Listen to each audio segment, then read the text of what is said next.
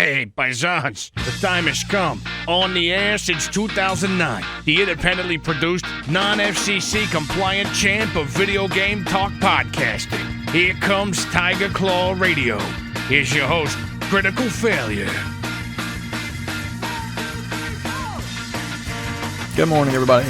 Yes, friends, it's that time again. Thanks for listening to Tiger Claw Radio. I'm your host, Critical Failure, and this week we've got all the stuff. We've got video games. We got chiptunes. We've got all the goods. So let's kick things off with exactly that. We're going to listen to a chiptune and start the party here on Tiger Claw Radio.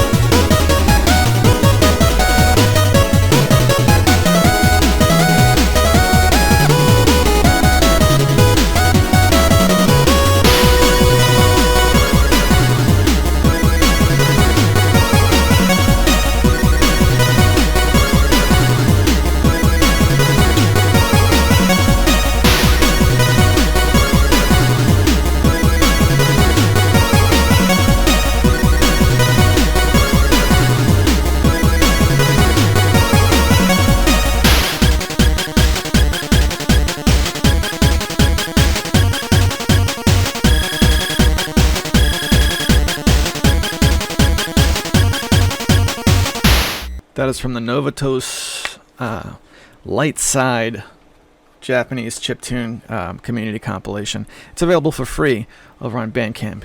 You can look it up and get yourself a copy. That's track 17, which has a Japanese artist and title. So track 17 is about as descriptive as I can get.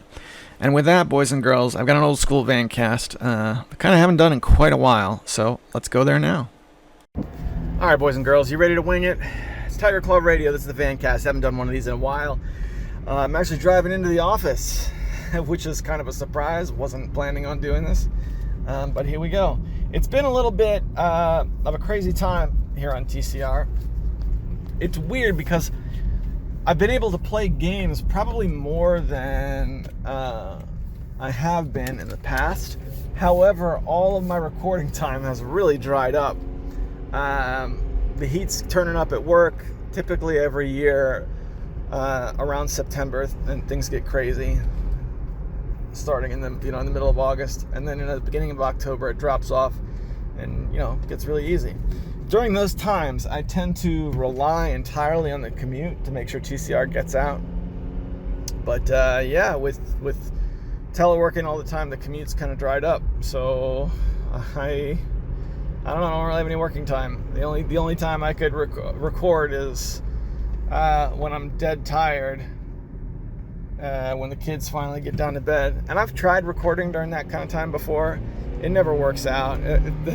If you go back and listen to past episodes of TCR, my worst recordings were that way because I tried to record when I was too tired to do it. So that's just not something I can do anymore. But apart from that, the games I've been playing, since I can play them on the go a little better now, has been really awesome. I've really been enjoying Super Punch-Out, which is a game. I had Super Punch-Out back when I first got my Super Nintendo. How would I describe this? Because we've been through a few different Super Nintendos in my life. But the one that I have now, I've had since I was a teenager. Okay? So I had Super Punch-Out when I was a teenager. And then at one point, I loaned my Super Nintendo to my buddy who lived on the other side of the block from me. I loaned it to him and all the games and everything. Because he lived right on the other side of the block. I figured it was fine. And he borrowed it for an entire summer. Always a mistake. Always a mistake. To his credit, he held on to nearly everything, and I did get everything back. So I did get most everything back. So you know how it is where it's like, I loaned something to somebody and it just disappeared. It wasn't quite like that, but in this case, there were a couple of games that he had acquired that he just added in and let me have, and then there was like one or two that from my original collection that were missing. So Super Punch-Out was one of the ones I didn't get back. So played it a lot when I was a teenager. Not really so much since then. I've revisited it a couple times, but I haven't like hardcore tried to beat it. That's a hard game, man. Think about it. How many people listening to this have actually finished Super Punch-Out? All the Punch-Out games are really hard towards the end, but I remember specifically the third title set in the game, when you start with Aaron Ryan, and then and he's the first of several. I can't remember who else is after that. Aaron Ryan is the first one, and there's a clown. The clown is usually where I would get stuck, and I think the boss was Super Macho Man or something like that. I was never able to pass that cup, and I know there were other people who were able to. Because when we got my copy, we got it used. I bought everything from the toy exchange. So used games. I can't remember how much I paid for it, but it wasn't a lot. But when I got it, it had a save file on it that had since completed the game.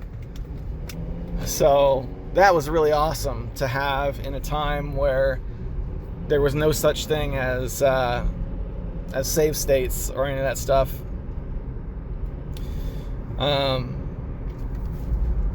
So yeah, revisiting it now after all that time, it's a little slippery because, a lot of it's pattern-based, and also I'm playing it on the Ambernick, which doesn't fill out my hands very well. So I'm making a lot of mistakes that I feel like I wouldn't make if I was playing it on something else. But it's been fun, and really that's kind of the way it was with Final Fantasy as well. I dug into it, and it, we weren't talking about a hardcore like push to the finish. It's just like experience the game and take it in, and and then be done with it. And that has been really cool. One thing I want to do is the second group of boxers, the second title match, whatever it is. I want to do a high score battle where it's the total high score for the second cup, because we did that in RetroWare TV on the forums like 8+ years ago, and that was a really good time. So I would like to do that again. So I bet my score is still saved somewhere, because back in those days, what we would do is take a picture of the screen. If you're using an emulator, just take a screenshot, or use your flip phone if you're playing on real hardware, and we'd upload it to PhotoBucket. And that's how you post things on old traditional forums. PhotoBucket is still around. It's not the same service it used to be, because now it's a pay service, whereas it used to be like you would get X amount of space for free. But all my old photos are still there. The big difference now is I think they're all watermarked, which is funny because the old Tiger Claw TV forums from those days that disappeared after like 10 years of use, they reappeared recently. Sendu pointed this out. But a lot of the avatars on that site were hosted at PhotoBucket. So if you go there now, there's PhotoBucket watermarks everywhere. It's a weird thing. But I bet somewhere in that collection of images is my score from the old Super Punch-Out battle. I'm able to get through that cup. Actually, I don't know about that. I was able to get through it once, like, since I started playing it again this past month. But the Sandman is the boss of that group, and he gave me a lot of trouble. Like, I don't think I could high score push against the Sandman. Fun game, though. What else been going on? I spent some time this morning before leaving the house looking to see what RetroKin has out, because I think it was Hemrock who recently pointed out, hey man, you could do the Retron 5 and that would take care of all your Game Boy needs. So I was, hey, let's take a look at it. It's expensive, man. It's $200. I didn't realize it was that much. I knew it was a lot, but that's quite a bit. Supposedly I can't remember what it's called, but do you remember the clone machine that came out like probably 6 months ago or something like that, that looked like a tiny little cube and just did Game Boy games? That was also Hyperkin. So I looked that up as well, and it looks like they've patched a lot of the problems with that thing.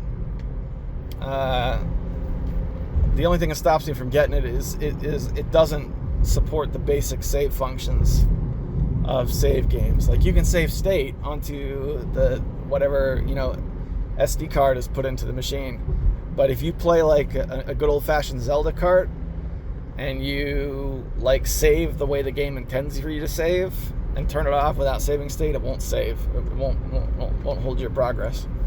And reading the reviews, that's something a lot of people complain about, and it sucks because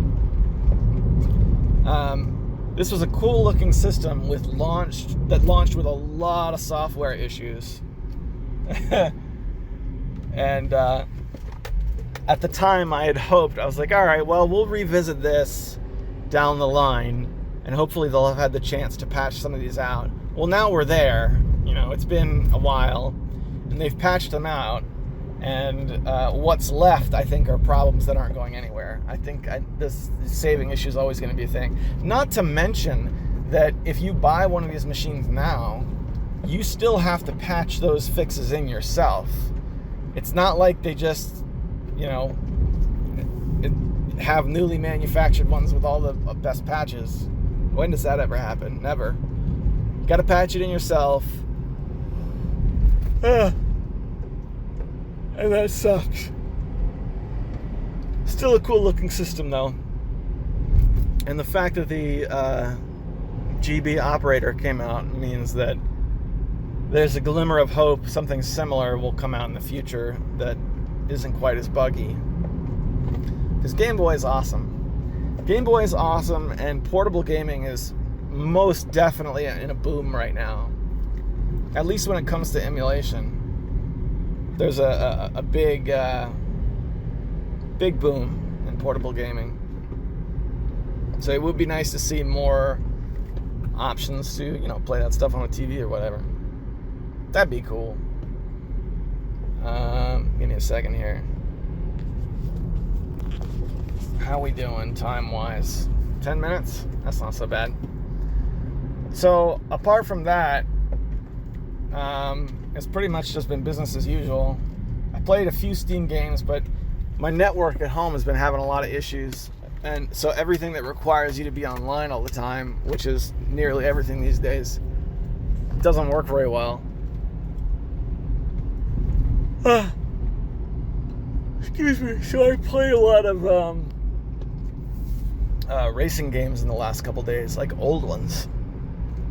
Specifically Need for Speed Underground, which was recently pulled from the Steam market. Actually, I don't know how recently. It's probably been like a year plus now, but you can't buy that game anymore. And up until they pulled it, it was one of these games that the regular price was pretty cheap, and every time there was a major Steam sale, it would go down to like $250 or something. Super cheap game. And I played it once on my old laptop that couldn't really handle games, but there were a few things I could play if I dumped everything down to potato. I played it on that once. That was really the only time I ever experienced it. So I installed that and sat down with it for like 2 hours, and I really enjoyed it, man. I had a good time with it. What stuck out the most to me the first time I tried it years ago was like the UPN style cutscenes. You know, the tail end of the Hollyweird era. Yeah.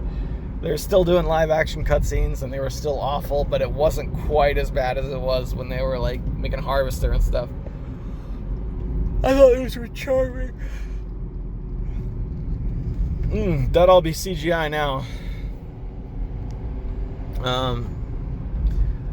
So that combined with, it reminds me a lot of Burnout Paradise. It's a lot like Burnout Paradise, except you don't have to actually drive to the different events if you don't want to. You can just bring up the map and go there directly, which I enjoyed.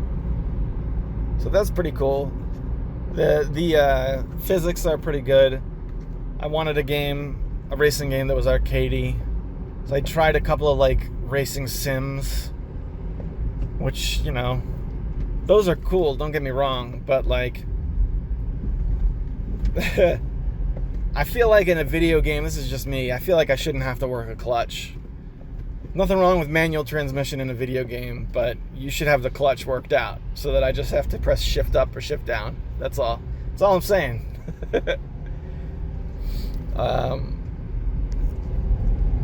Yeah.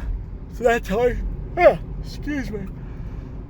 That's how I settled on Need for Speed Underground. Apart from that, I played another game. I can't remember what it was called, but it was one of these games where rather than racing a car, you're racing a toy car, and the track is made up of huge real-life objects or something. It's supposed to be like Micro Machines. Micro Machines had a couple of really good games back in like the Super Nintendo era, and it seemed like a Steam remake of that sort of idea. Top-down racing, you know, toys everywhere, whatnot. You unlock the next car by buying a blister pack. So that was, I wish I could remember what it was called. I haven't had that one long. I got that one in a multiplayer bundle a while back. Swingle, if you're listening, it was the same bundle that we got that Sky game in. I can't remember what it was called. The one where it's like a first-person shooter, but you're trying to knock the guy off. It had What the Box in it as well. That bundle. That was a pretty fun game. Playing a game you bought in a multiplayer bundle, though, single player, is a tad bittersweet, though. That is true. And that's pretty much everything. We're about 14 and a half minutes in, so I'm going to do the best I can with TCR from now until the end of September, and we're just going to make it happen. I mean, this is being recorded on Thursday morning, so Wednesday is usually when it goes up for the supporters, so it's already a day late. And yeah, I'll see you guys back at the studio, and we'll have some fun. Back again in the studio. It's almost at the 20-minute mark. This is about the time I like to take a second to thank the sponsors. This is a Patreon sponsored program, and because of these individuals, no matter how busy things get, somehow I'll find a way to make sure TCR gets out. So to them, I offer early access to the show when it gets done early. Typically, I like to put it up on Wednesday for the supporters, but here it is Friday, and I'm still trying to get it finished. I also offer to them a place in the Hall of Fame. It's an old tradition here on TCR that I read their names off in somewhat of a hall of a distinguished gentleman. And they are Hemrock, Tecmo Balls, Darabka, and Eric Controller. Thank you guys so much, and I hope you're enjoying the party. Let's go back to the Nova Toast chiptune compilation and hear another one. Stick with us. You're listening to Tiger Claw Radio.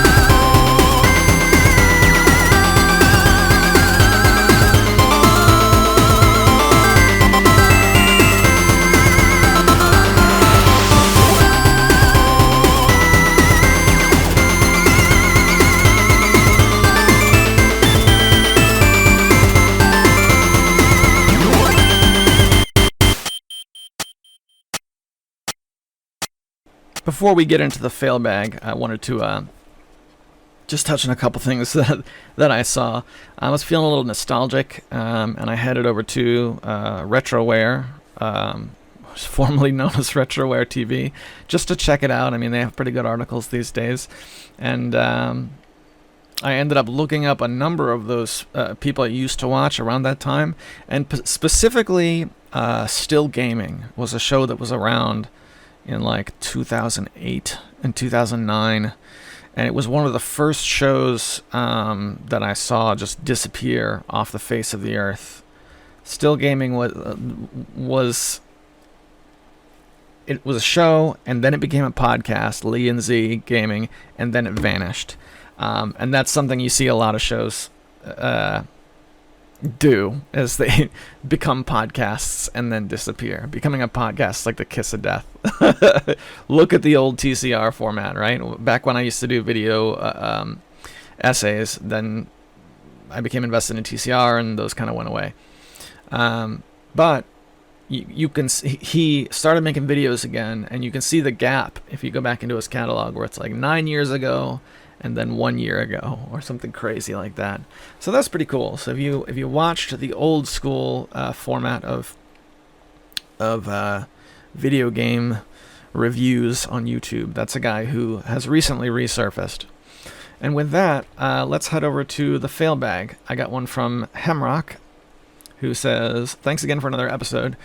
Haven't seen a new one roll around yet, so I decided to see if I can sneak in a quick letter to the fail bag. I believe that you mentioned that you recently that you like Koei games. Well, Retronauts, another podcast I frequent, did an excellent retrospective on the company. I figure you might want to check it out. See here." Yeah, I've listened to Retronauts like once or twice, but I'm not a regular over there. I'll definitely check this out. Koei's got some good games, man. Good games that we can't really play here in the West. But it's good stuff. Let's see what else we got. I've been able to get back into Battle of the Bits. However, it must be a problem with my PC because I still cannot log in using my daily driver. I must have to dust off the old laptop and actually log onto the site. Not sure why my PC can't get on. I tried different browsers and even a different IP address through a VPN, and I'm locked out. Thanks for asking about my account, though. Do you ever watch Let's Plays? If so, what games and played by whom? I recently watched Final Fantasy VII Let's Play by the famed Necroscope86, who left the YouTube scene years ago. You know, I never really got much into Let's Plays. I remember when... I think it was like... When did the big Wolfenstein game came out? Wolfenstein had its big 3D release, like 2017? Something like that? I don't know. I don't know when it was. I'm guessing. But when that one came out, the one where the trailer started with a soccer game, and like the ref pulls out a Ruger and shoots somebody... I was really excited for that game. And when it came out, I was like, this is the game I'm going to watch a complete Let's Play of, because it's one of these cinematic first-person shooters. I just want to see what happened. And I opened up a Let's Play, and I got about 10 minutes in, and I was like, I can't do this. They just aren't for me. It's okay. It's not a big deal. The only real Let's Play I can think of that I made it all the way through was, believe it or not, PewDiePie, of all people. This is PewDiePie from, like, many years ago. Played all the way through the... It was Outlast, but it was like the Whistleblower DLC. It was like Run from the Bad Guy. And that was okay. I mean... Say what you will about PewDiePie. I didn't stick around with his channel after that, but I did watch that thing all the way through. Yeah, I don't know. Nothing against Let's Plays. I mean, I do them myself on occasion. I just, I don't know. Never quite got into them. If I wanted to watch a Let's Play right now, I'd probably go back into the back catalog of Burger Rider. Put one of Burger Rider's playthroughs 10 minutes at a time on my left monitor, and then on my center monitor I would just, do something else. And that'd be my Let's Play.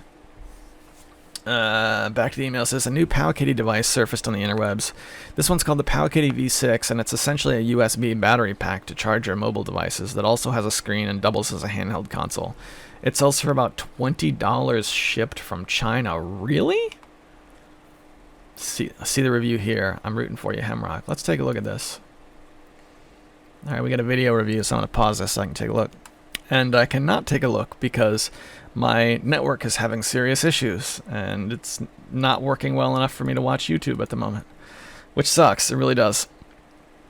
But I'm looking at this thing, and let's just go with what we can see. Oh, there we go. It loaded. Alright, let's watch. Be right back. Alright, I checked it out. So here's what I think. I took some notes while I watched the video. It is a good price. It's $20. I mean, if you're where I was at one point and you're looking for a single low-end closed ecosystem emulation device, this is not a bad way to go. The first thing I bought was called the NEC Player or something like that, and it was very similar. It didn't charge things like this does, but it was another closed ecosystem, had set number of games, and it cost me $10 and broke the next day. So this would be way better than that. So there's that. It's the concept of the device seems weird to me. It is a combination charging pack and video game. All right, both of those things are cool. Yes. It seems weird to put them together though, because if I wanted it as a charging pack, I would avoid playing the games on it, which would waste the battery. And if I wanted it as a game, then I probably wouldn't rely on it as a charging pack? I don't know. It seems weird. Think of it this way. If you have a higher end handheld just hanging around, do you think you'd pull this out to charge it? Or do you think you'd carry it with this thing? I don't know. Maybe yes, maybe no. $20. I'm glad they made it. Let's say that. I think I'm going to pass. I mean, I've been considering getting another handheld like this, but since the two that I have are very small, it would be like a great big diesel handheld. That's just where I'm at as a consumer. It did seem to have a good list of games on it, though. I mean, I took a careful look at the one scene where he's like flipping through the games list. Now, we're talking about I doubt this can save, so if you're sitting down to play NES on this thing, you'd be looking for black box games. You'd be looking for like real quick arcade type experiences. So among the list, just 5 games that I would play if I had the thing in my hands right now. Spy Hunter is a great game. It's one of my favorite Nintendo games. The arcade version of Mario Brothers is another really good game. Adventures Island, good game. The original Tetris is a great one to have on these types of handhelds. And Elevator Action. I think if I had this right now, I'd play that, even though I think it's better on the Game Boy. Nintendo Elevator Action is still a good game. Those are my 5 picks that I would try on it if I had it right now. Apart from that, just another handheld in the handheld boom. I don't imagine it'll be around forever, but that's just me being a cynic. And that is the entirety of the email. Awesome, man. Good to hear from you. Hope you're doing well. Sorry TCR's late this week. Let's head over to YouTube and see what else we got. Mecha Menace kicks things off with, what a cacophonous stumble over itself melody. The cacophonous stumbling over itself melody of the first song sounds like it would play during the final boss of a Kirby game. The second song would fit well as the title screen of a Half-Life game minus the theremin. I listened to the Battletoads 2020 Xbox game soundtrack. I've never played the game through, though something stuck with me while listening. Ouch. Actually, besides the fact that these tracks were not all the same genre, I realized that these tracks weren't loops, and I question whether or not that's the right choice for a game with old school design. None of the tracks really ingrained themselves into my brain like those looped NES, Game Boy, GBW, SNES, Sega Genesis, Game Gear games did. I'd like to play the games someday. Maybe the songs are themed to specific events or levels to create a mood, other than the rock-on party time, totally tubular, giant fist-nailing, boots up your arse kicking fun. I hope I'm not disappointed. DA liked Streets 4. I wonder what he thought of the return of Battletoads. Did anyone wait for the secret track at the end? Yeah, that was a thing. You certainly have opinions on the music. I had a hard time following it, but again, for me, I don't break these things down. My ear satellites picked it up and it sounded okay, and it went. Mecha Menace, though, good to hear from you, brother. Hope you're doing well. And yeah, thanks for your 2 cents, man. Desm101 says, 45 minutes in, the font issue is a UX thing. A high-res fonts that appear tiny clashes with the classic look on the pixel art, so people were really hating it. Well, I think there's already a fix available. Not 100% sure since I'm not playing it. That makes sense. That does indeed make sense. But again, I'm that state where you're like, I kind of think there's a fix, but it's not for me, so I haven't really followed up on it. That's where I'm at as well. Good to know that it's something that's been looked at by the community. That's it for TCR this week. Big thanks to Emerald Rangers for hosting TCR on their podcast network. I hope everybody's having a good time. Take care of yourselves this week. If you got a copy of Super Punch-Out, dust it off and give it a try. Join us in the discussion, see if it still holds up to the hype it had way back when it came out on the Super Nintendo. Whatever it is you have going on this week, I hope it goes well for you. I'm rooting for you. See you next week.